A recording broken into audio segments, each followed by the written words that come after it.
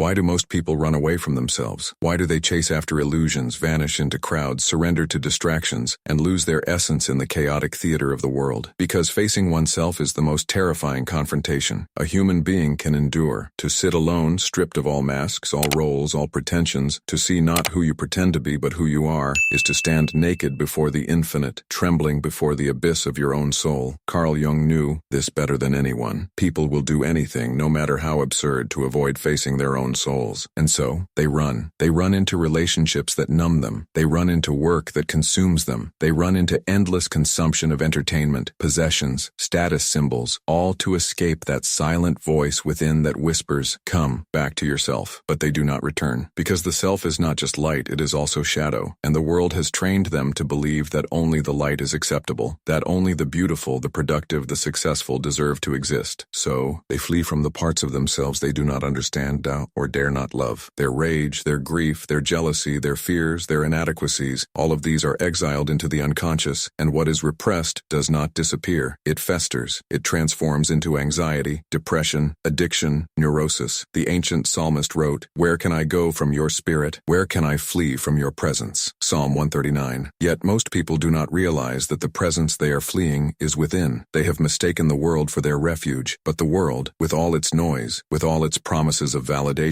does not heal. It distracts, it seduces, it fragments. The journey inward is the path of return, the only true path toward wholeness. But few are willing to take it, because it requires descending into the underworld of their own psyche, to confront the monsters they have themselves created, to walk into the darkness and not know when, or if, they will emerge. This is the shadow, the part of you that you have rejected, denied, or feared. It is not evil, it is not your enemy. It is simply everything you have not yet accepted about yourself. Jung wrote, "One does not become enlightened by imagining figures of light, but by making the darkness conscious." But making the darkness conscious requires courage most people do not possess, so they flee into the world, into busyness, into distractions, into the expectations of others. They become what the world tells them to be, the dutiful worker, the obedient spouse, the ambitious achiever. All the while, their soul shrinks, imprisoned beneath layers of false identity. The book of Proverbs warns, "There is a way that seems right to a man, but in the end, it leads to death." The death it speaks of is not physical. It is the death of authenticity, the death of the soul. The modern world is filled with these walking dead, people who appear alive but inside are hollow, disconnected from their essence. They have forgotten that the task of life is not to fit into the world's mold, but to become who they truly are. The self, in Jungian psychology, is the totality of all you are and can become, not just the persona you show to the world, not just the roles you play, but the integrated whole being you are meant to realize through the lifelong process of individuation. Yet individuation is painful. It means letting go of who you think you should be and becoming who you truly are. It means sacrificing the approval of others to follow the quiet call of your soul. It means embracing your contradictions, your light and your shadow, your strength and your vulnerability, your beauty and your brokenness. It is the narrow path, the path few choose, because it is easier to run, to get lost in the world, to keep climbing ladders propped against walls that lead nowhere. But the world will never give you what you seek, the peace you long for, the meaning you crave, the love you desire. None of it can be found out there. For what will it profit a man if he gains the whole world, yet forfeits his soul? That question has echoed through the centuries, and still, most refuse to answer it. They keep running until life breaks them, until the marriage ends, until the career collapses, until the body falls ill, until all the things they built crumble to dust, and then, in the ruins, they are forced to confront the one thing they spent their entire life avoiding, themselves. And it is in that moment, in the ashes of all they thought they needed, that the invitation of the soul emerges. Come home, not to a place, not to a person, but to yourself, to the ground of your being, to the essence that has been waiting patiently beneath all the layers of false identity. But many even then do not know how to return, because they have forgotten the way. They have been so long alienated from themselves that the path inward is overgrown with the weeds of fear, shame, and doubt, and so they search for guides. And here is where the wisdom of the ages returns. The Psalms, the Proverbs, the ancient prayers, they are not relics of a forgotten past, but maps for the soul's return. Be still and know. Stillness is the doorway, not more doing, not more striving, but stillness. To sit in silence, to listen to the quiet voice within that has never left you. This is where the journey back begins, not with grand gestures, not with dramatic change, but with a simple, radical act. To stop running,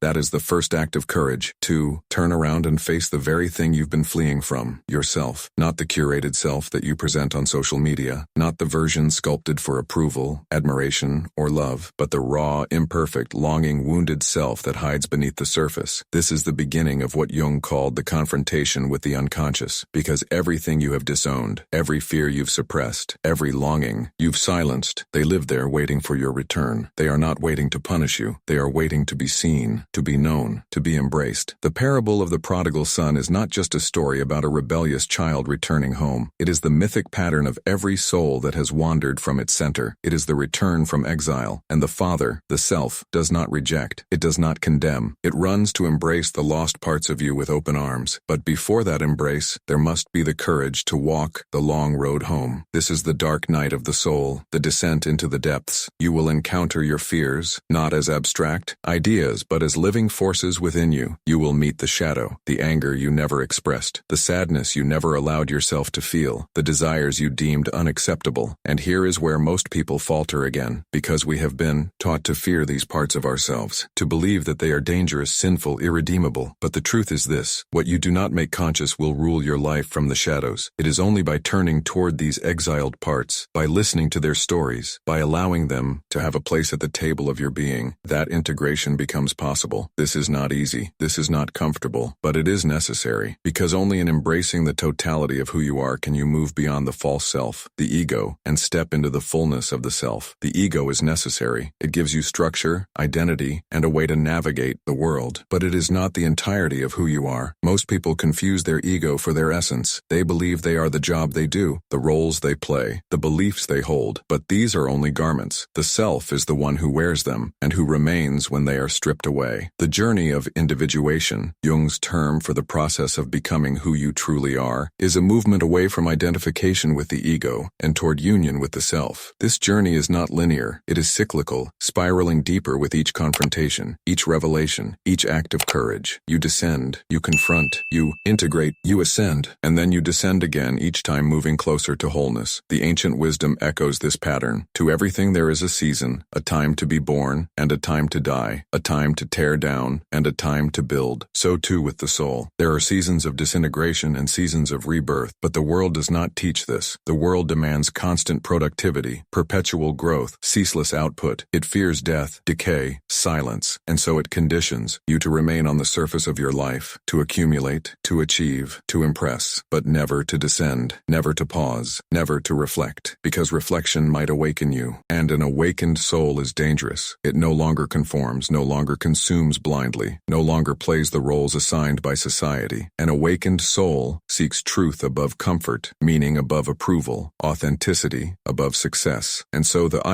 world keeps you running from yourself, running from the pain that is asking to be transformed, running from the shadow that is asking to be embraced, running from the soul that is asking to be heard. But what if you stopped? What if you sat in the discomfort and allowed the silence to speak? You would begin to notice the archetypes moving within you, the lover longing for connection, the warrior craving courage, the magician seeking transformation, the sage whispering wisdom. These are not fantasies. They are the primordial patterns through which the self expresses its wholeness. Jung taught that archetypes are universal forces embedded in the collective unconscious, shared by all humanity, yet expressing uniquely through each individual. To become yourself is to recognize these forces within you, to honor them, to integrate them, not to be ruled by any one archetype, but to allow each its rightful place, forming a constellation of wholeness. This is the true return home, not to the child you once were, not to the roles you once played, but to the center of your being, the self which is beyond time, beyond culture, beyond ego. This center is what the mystics called the imago Dei, the image of God within you. It is that part of you that has never been wounded, never been corrupted, never been lost. It is the divine spark, the eternal flame, the light that no darkness can extinguish. But you can forget it. You can bury it beneath years of conditioning, trauma, shame, and fear. You can spend your life running from it, losing yourself in the world's endless labyrinth, or you can stop, turn inward, and remember. To remember is not simply to recall with the mind, but to remember, to gather again the scattered fragments of your being, to reclaim the parts of you that were exiled, silenced, or abandoned. This is the work of healing, not erasing the wounds, but integrating them, not denying the past, but transforming it. The psalmist wrote, "The Lord is near to the brokenhearted, and saves those who are crushed in spirit." The nearness of the divine is not in perfection, but in brokenness, not in the mask of invulnerability, vulnerability but in the raw, honest admission of your own fragility. And yet, how many of us allow ourselves to be that honest? To weep when we need to weep, to rage when we need to rage, to rest when we need to rest? No, most keep running from grief, running from anger, running from fatigue, because to stop and feel is to risk being overwhelmed by everything they have kept at bay. But what is suppressed does not disappear, it only grows in the shadows. The ancient wisdom of Proverbs reminds us, above all else, guard your heart, for everything you do flows from it. Yet, how can you guard your heart if you do not know it? How can you protect something you've never dared to look at directly? The task of the inner journey is to become intimately acquainted with your own heart, to listen to its cries, its longings, its wounds, its dreams, to understand the forces moving within you, not as enemies, but as messengers. Your anxiety is a messenger. Your fear is a messenger. Your depression is a messenger. They all carry the same sacred message. Come home, not to the false life you constructed to gain approval, not to the persona you crafted to avoid rejection, but to the essence of who you are beneath all conditioning. Jung called this essence the self, the wholeness of your being that exists beyond dualities, not good or bad, not right or wrong, but whole. It contains your light and your shadow, your strength and your weakness, your clarity and your confusion. To become yourself is not to eliminate parts of you, but to embrace all of you. The world offers an endless array of distractions to keep you from this embrace. Social validation, material success, romantic fantasies, spiritual bypassing, each one promising relief, but none offering real healing. Because healing does not come from escape, it comes from presence. Presence to your own experience, no matter how uncomfortable. Presence to your own wounds, no matter how deep. Presence to your own truth, no matter how inconvenient. The scriptures remind us, you will know the truth, and the truth will set you free. But first, the truth will shatter the illusions you have built your life upon. The illusion that you must always be strong. The illusion that you must always be in control. The illusion that you must always be productive. The illusion that your worth is defined by your achievements. These illusions have become the very prison that keeps you running, keeps you disconnected from yourself, keeps you lost in the world. The path of return requires that these illusions die, and with their death, you will grieve. You will grieve the life you thought you were supposed to live. You will grieve the identity you thought you were supposed to have. You will grieve the dreams that no longer fit who you are becoming. But this grief is sacred. It is the funeral of the false self and the birth of the true self. It is the death that makes new life possible. Unless a grain of wheat falls to the earth and dies, it remains alone. But if it dies, it bears much fruit. This is not just a teaching about agriculture. It is a profound truth about the soul's journey. You must allow parts of you to die, so that something deeper, truer, more enduring can be born. And this rebirth is not an event. It is a process. A slow, unfolding realization that who you are is not defined by your past wounds, nor by your future ambitions, but by the eternal presence that has been with you all along. The divine spark, the imago Dei, the self, call it what you will. It is that which remains when all else falls away. When you stop running, when you stand still, when you face yourself, you will find that you were never truly alone. That beneath all your striving, all your pretending, all your running, there was always something within you, patiently waiting for your return. A still, small voice, a light in the darkness, a presence that is not contingent on your success or your failure, your virtue or your vice, your strength or your weakness. It simply is. And when you finally come home to this presence, you will realize that the journey was never about becoming someone else, but about remembering who you have always been. And yet, even in this realization, there will be the temptation to run again, because the world does not stop calling. It calls with its promises of recognition, its illusions of safety, its glittering distractions that mask as meaning. It tells you, keep going, keep achieving, keep proving your worth. But now you know better. Now you have touched something deeper, something the world cannot give you, and therefore can never take away, the truth of your being. And so the task becomes not only to return to yourself, but to remain with yourself, to stay rooted in the ground of your being, even as the winds of life threaten to uproot you, to cultivate the inner sanctuary, a place of stillness, of listening, of alignment. The psalmist wrote, "Be still and know that I am God." But this is not just about knowing God as something external. It is about recognizing the divine presence within, the sacred center that holds you when everything else falls apart, and everything else will, at some point, fall apart. The career will change, the relationships will evolve, the body will age, the roles you play will shift, and if you have built your identity on these impermanent things, you will be shattered when they inevitably dissolve. But if you have built your identity on the foundation of your true self, you will remain unshaken, like the tree planted by streams of water which yields its fruit in season and whose leaf does not wither. You will know resilience not as the ability to push through at all costs, but as the quiet strength that comes from living in alignment with your essence. This is the paradox of the inner journey. You descend descend to the depths of your own brokenness, only to discover a wholeness that was there all along. You confront the darkness within, only to find that it leads you to the light. You embrace the parts of yourself you once rejected, only to realize that they are essential threads in the fabric of your being. This is the alchemy of the soul, the transformation of wounds into wisdom, of fear into courage, of fragmentation into wholeness. But you cannot undergo this alchemy if you keep running. You cannot heal what you will not face. You cannot become whole while remaining divided against yourself. And so the invitation remains. Stop running. Turn inward. Face what you fear. Embrace what you have rejected. Listen to what you have silenced. And trust. Trust that beneath the chaos, beneath the pain, beneath the confusion, there is an unshakable core within you, the self, the imago Dei, the eternal flame that the world's storms cannot extinguish. It is not waiting for you to be perfect. It is not waiting for you to be successful. It is only waiting for you to come home. But know this, coming home to yourself is not a destination. It is a lifelong journey, a continuous unfolding, a perpetual becoming. You will lose your way again. You will forget who you are. You will get caught up once more in the world's illusions. But now, you know the way back. Now, you know that when the noise becomes too loud, when the pace becomes too frantic, when the roles you play feel suffocating, you can stop, you can breathe, you can listen, and in that stillness, you can return, again and again, to the center of your being, to the only place where true peace is found, for the kingdom of God is within you. It always has been. You were never truly lost. You only believed you were, and now, you are found, not by someone else, but by yourself, and, in finding yourself, you find everything, meaning, purpose, belonging, love, not as things you must chase, but as realities that emerge naturally from within you, when you stop running, and finally, come home. And so, if you hear these words now, if they stir something within you, if they awaken a faint, almost forgotten memory, it is because your soul recognizes the truth. It always has. It has been waiting, patiently, silently, beneath the noise of your life, beneath the layers of conditioning, beneath the masks you've worn for so long. It does not judge you for running. It understands why you did. It knows the pain you tried to escape, the rejection you feared, the loneliness you sought to avoid. But it also knows that no matter how far you ran, you could never truly outrun yourself, because wherever you go, you are there. And so is the invitation, not an accusation, not a condemnation, but an invitation. Come home. Come back to the place where you belong, not in the expectations of others, not in the approval of the crowd, not in the chase for status or security, but in the sanctuary of your own being. This is the narrow path, the path of courage, the path of authenticity, the path of the soul. Few choose it. Most continue to run, distracted by the endless pursuits the world offers, hoping that something, anything, will finally make them feel whole, feel worthy, feel enough. But the world cannot give you what you already are. You do not need to become worthy. You already are. You do not need to become whole. You already are. You only need to stop running long enough to remember, to listen, to feel, to reclaim. The journey inward is not an escape from the world. It is the only way to live in the world with integrity, presence, and love. For when you know yourself, truly know yourself, the world no longer dictates your value. You are no longer enslaved by its opinions, no longer swayed by its fleeting promises, no longer lost in its illusions. You stand rooted, grounded, whole, and from that place, you can engage the world not as someone seeking to be completed by it, but as someone who offers your wholeness to it. Your work becomes an expression of your essence. Your relationships become reflections of your authenticity. Your life becomes an embodiment of your truth. And though you will still face loss, still encounter pain, still walk through moments of darkness, you will no longer fear them as enemies, for you will know that the light you carry within you is stronger than any darkness you will ever face. And when the world tries to make you forget, when the noise grows loud again, when the temptation to run resurfaces, you will remember this moment, this truth that you have within you, all that you need, that you are not here to run from yourself, but to return to yourself, to live from your center, to embody your soul, and to walk the sacred path of becoming, the path of individuation, the path of integration, the path of love. For the one who returns home to themselves is never lost again. They may wander, but they will always know the way back, back to the center, back to the stillness, back to the self, where all journeys end, and all true life begins. So now, the question is not, why did you run, but are you ready to come home?